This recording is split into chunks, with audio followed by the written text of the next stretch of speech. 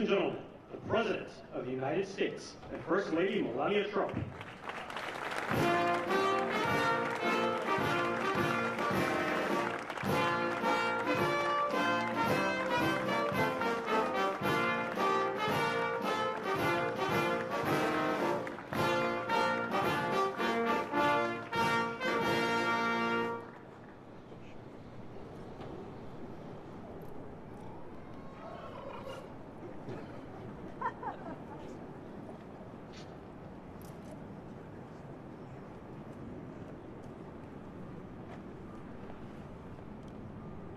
Thank you very much, and I hope you like our new beautiful patio with matching stone to the White House. If this were grass today, you'd be sinking into the mud like they've done for many years, and you would be very unhappy. Please, thank you very much. This was a big day. It's a pardon day for a very important beast. On behalf of the First Lady and the entire Trump family, I want to wish all Americans a very, very happy Thanksgiving. It's a great time of the year, and our country is doing really well, economically, like we've never done before. Today, we continue a time-honored American tradition. Well, that's a well-trained turkey. See how happy he is? In a few moments, I will grant a full, absolute, and unconditional presidential pardon to two handsome Thanksgiving turkeys. And this is their lucky day. This is a lucky day for them. But before going any further, I want to make an important announcement, because you remember last year, after a thorough and very rigorous investigation by Pam Bondi and all of the people at the Department of Justice, the FBI, the CIA, the White House Counsel's Office, and the Department of Everything. We have a Department of Everything. You know what that is? I think that's called the White House. Into a terrible situation caused by a man named Sleepy Joe Biden. He used an auto pen last year for the turkey's pardon. So I have the official duty to determine, and I have determined, that last year's turkey pardons are totally invalid. As are the pardons of about every other person that was pardoned, other than, where's Hunter? No, Hunter's was good. That was the one pardon, Pam, that was good, right? The rest of them are all invalid. I don't know what the hell you're going to do about that, but that's, now we're going to take a little of the joking. That is a mess. But they're hereby null and void. The turkeys known as Peach and Blossom last year have been located, and they were on their way to be processed, in other words, to be killed. But I've stopped that journey, and I am officially pardoning them, and they will not be served for Thanksgiving dinner. We saved them in the nick of time. This one has plenty of time, but they were saved in the nick of time. We're thrilled to be joined today by Vice President J.D. Vance, Second Lady Usha Vance, their daughter Mirabelle, and along with Attorney General Pam Bondi, Secretaries Marco Rubio, Scott Bessent, Pete Hegseth, Brooke Rollins, Howard Lutnick, Linda McMahon, Scott Turner, Administrator Lee Zeldin, who's done a great job. A nuclear power plant gets approved in less than a week. Okay? I'm only kidding, but pretty close to that. And we have more. Where's Lee? Stand up, Lee. One of my great superstars. Thank you. It used to take 20 years before you got rejected when you put in an application. Now we're doing them in a matter of weeks, right? And that's why we have the biggest plants anywhere in the world. We're leading in AI. We're leading in everything. Our auto plants are pouring back into our country. Where do you see the jobs coming with them? But many of them are under construction, but Lee's done a great job in getting those approvals. I appreciate it very much. FBI Director Kash Patel has been very busy doing a great job. Also, thank you, Kash. Along with members of, see, you got a follower, Kash. Along with members of Congress, and in particular, I want to mention Jason Smith and David Rozier. Where are those two guys? Come on, stand up, fellas. What good people. Jason knows more about the tax code than any living human being. He knows so much, we don't even want to hear about it, right? Too complicated. We're going to make it a simpler code. But we did in the great big beautiful bill, which just passed, your imprints all over that, and it's amazing. The biggest tax cuts in the history of our country for middle-income people. The biggest tax cuts in the history of our country for middle-income people, and the biggest jobs bill ever passed. And nobody thought we could get that one done. I'm glad. And we actually put 4 years, actually probably 8 or 10 years, but we put 4 years worth of material into one great, big, beautiful bill.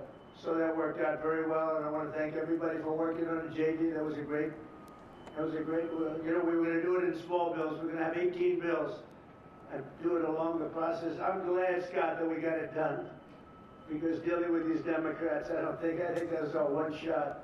But we have it all in one great, big, beautiful bill. Thanks as well to the chairman of the National Turkey Federation and the CEO of Butterball. That's a big deal.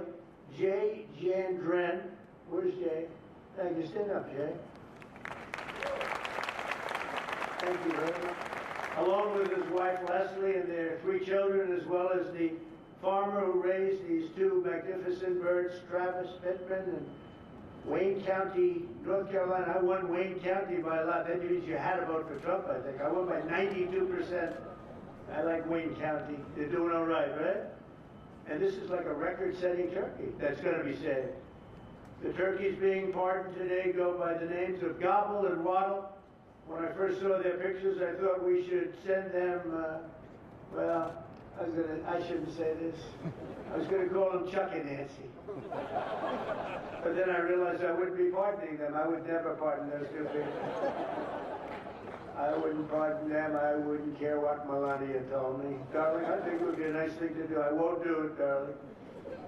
These are 2 of the largest turkeys ever presented to an American president, over 50 pounds each. It's the largest we've ever had. And those are big turkeys. Are they as good as a normal-sized turkey? Better or as good? Do they tend to be a little fatty, maybe? No, he said no. He knows the turkey business. Anyway, despite their size, Secretary Kennedy has formally certified that these are the first ever Maha turkeys. I don't know if I agree with that. These are Maha. In other words, they could be fat, but they're still Maha. They've been fattened on a steady diet of grass, beef, to allow the smoothies and all of the other things that they've been eating for this occasion. This was a really big occasion. But they've eaten every fattening food that you can eat. We wanted to really make them special, and they really are. They're like record-setting. I've never seen a turkey that big before. Are they violent at all? Will they attack as I walk over? Because if they were, I'll stay right up here. But as you know, we're a tough-on-crime administration. We are tough on crime. You know, our border had 0 people coming in for the last 7 months, right? 0. I mean, even I find that hard to believe to me. They had millions and millions of people pour into our border, from prisons, from mental institutions, gang members, drug dealers. They poured in to our country like we were stupid people. We're not stupid people anymore. But nobody's ever seen anything. The job that they've done on the Tom Holman, Christy Noem, the whole group, the job they've done on the border is almost like a miracle. We have, and the people that make these statistics have said 0. They've said 0 for the last 7 months. I kid, it has to be like a few people got in, but they say 0. And they're radical left Democrats to do the scoring. So I can't imagine they did that for us. The truth is, we have no people coming into our country illegally. It's an amazing statistic, and I'm very proud of it. And we have the most people working in the United States today, by far, than we ever had in the history of our country. So those are all good numbers. But instead of pardon, some of my more enthusiastic staffers were already drafting the paperwork to ship Gobble and Waddle straight to the terrorist confinement center in El Salvador. And even those birds don't want to be there. You know what I mean? It was a tough. I'd like to thank the president of that country. They do a rather efficient job. It's got to be the largest prison in history. I've never seen anything like it. And a lot of people are behaving on our streets now. You know, Washington, D.C. is considered a safe zone. This was one of our most unsafe places anywhere in the United States. It is now considered a totally safe city. I won't tell you about murders. We're having murders, like a lot of murders. on a weekly basis. We haven't had a murder in 6 months. And it doesn't sound good even to say that we haven't had a murder in 6 months, but when you are averaging 1 and even sometimes 2 a week, and you haven't had 1 in 6 months, you can walk with your family down the middle of any street, go to a restaurant, you won't get in. They're opening new restaurants all over, and it's really been a beautiful thing to see. So Washington, D.C. is now a totally safe city, and a year ago it was a criminal mess. We removed, Pam, 1,700 people, career criminals, and people that came to this city from Venezuela and many other places. They were let out of prisons and they came here. There were Tren de Aragua, a lot of Tren de Aragua, that's from Venezuela. And we got them all the hell out of our country, or they're in prisons now. And you can walk down any street in Washington and you're going to be just fine. And I want to thank the National Guard. I want to thank Pete Hegseth. The job you've done here is incredible. And I hear you having the same kind of success in Memphis, Tennessee. We had an even worse situation. And Memphis crime is down 64% in 3 weeks. And by the time you have 4 or 5 weeks, you're going to have it down almost where there won't be crime. And we could do that in Chicago, by the way, if they would let us. If the mayor was a low IQ person, but he should understand this. This is a very serious thing. You saw all the crime that took place last night, the night before. The woman with the burning, they burned the woman. They'll be talking about that now. They burned this beautiful woman riding in a train. A man was arrested 72 times. 72 times, think of that. And they'll let him out again. The liberal judges will let him out again. But we're ready to go. You know, we've been moving toward Chicago. We have a governor that thinks it's wonderful that only like 7 people were killed this week. But we are moving toward doing it. We're going to, if crime gets, it's horrible what's happening in Chicago. We could make Chicago a safe city in a period of 4 weeks. In a period of 8 weeks, 9 weeks, 10 weeks, it would be totally safe. And the people of Chicago want us to go there. And if you look at the crime that's taken place in Chicago in the last 2 weeks, just take a look. It's on the front page of every newspaper. It's out of control. The mayor is incompetent, and the governor is a big fat slob. He ought to invite us in, say, please make Chicago safe. We're going to lose a great city if we don't do it quickly. Make Chicago. We'll do the same thing as we did in D.C., the same thing as we did everywhere we've gone. It's become almost instantly safe. And I want to do it in Chicago. So Governor Pritzker, if you're listening, let's get your act together. Invite us in. We're going to make your place so safe. You're not going to have these crimes that are making the newspapers and the front page of every newspaper and television story, news story. We'll make Chicago a safe place very quickly. I looked at the various cases, granting mercy, discovering that the terrible trauma that everyone's going through. And I had a little bit of a Pritzker joke. I was going to talk about Pritzker in size, but when I talk about Pritzker, I get angry because he's not letting us do the job. So I'm not going to tell my Pritzker joke. They have a very cute little joke, you know. Some speechwriter wrote some joke about his weight. But I would never want to talk about his weight. I don't talk about people being fat. I refuse to talk about the fact that he's a fat slob. I don't mention it. On a more serious note, as we gather around the dinner table, I'd like to lose a few pounds too, by the way. And I'm not going to lose it on Thanksgiving, I can tell you that.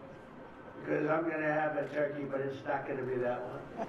I hope all Americans will have the chance to enjoy the fellowship of family and friends and renew our faith in God's providence.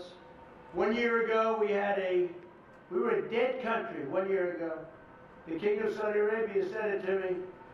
He said it to me actually 4 months ago when I was in Saudi Arabia, Qatar, UAE.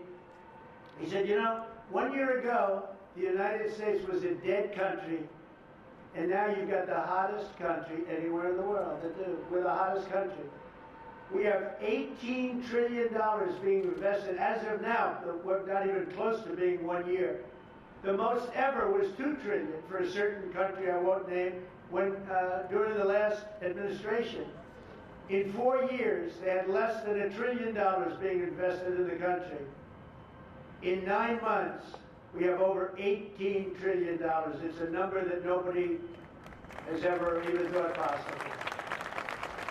And that's in building plants and building so many things, investments in our country. Nobody's ever seen anything like it. But we have more people working. We have more people praying. The churches are coming back. I don't know if you've been reading that story, but religion is coming back to America. Some people say, oh, why would you mention that? To me, that's a big deal.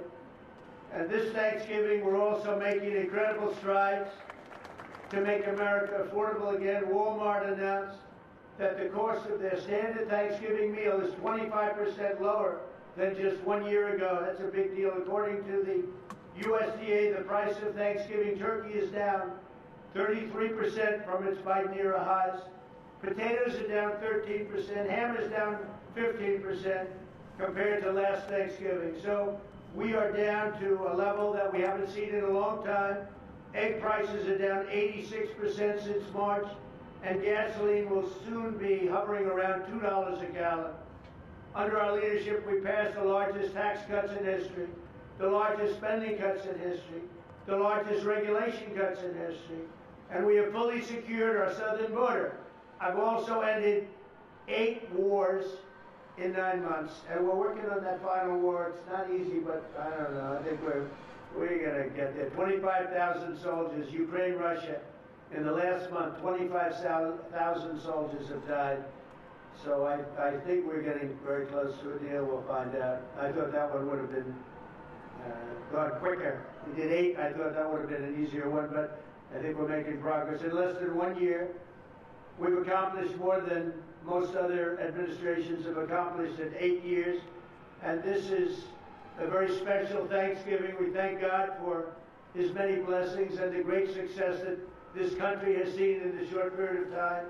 We draw strength from the love of family and friends, and we express our undying gratitude for the men and the women of the United States Armed Forces. We love them.